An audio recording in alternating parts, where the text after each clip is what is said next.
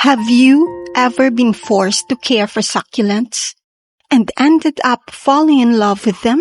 Same here. Let me tell you what happened when my brother left for Japan and left his succulents with me.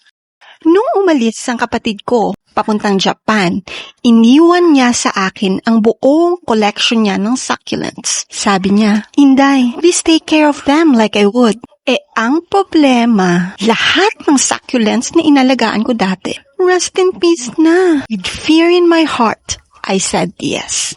And here are the things I started doing for these succulents. I only check them every 3 days. Hindi ako nadadala sa emotions. Dry? I water. If moist, hands off muna. I water them in the morning, before pa sila tamaan ng sikat ng araw. Morning lang po ako nagdidilig.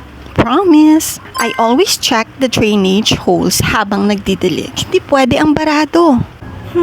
Rain? Drizzling is fine. Pero, pag heavy rain, balik muna sila sa shelter. Ayaw natin silang malunod. Oh, and one last thing. I talk to my plants. Yap, as in. Baby, ang ganda mo today. Uy, bakit parang ang sad mo today? That's my biggest secret. I think they like it. So, if ever you've killed a succulent, don't worry, plantita ka pa rin. Growth takes time, hindi lang sa plants, pati sa atin. Ikaw, ilan na kaya ang nasacrifice mo? Remember this.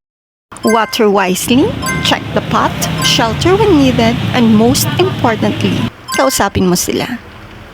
That's love.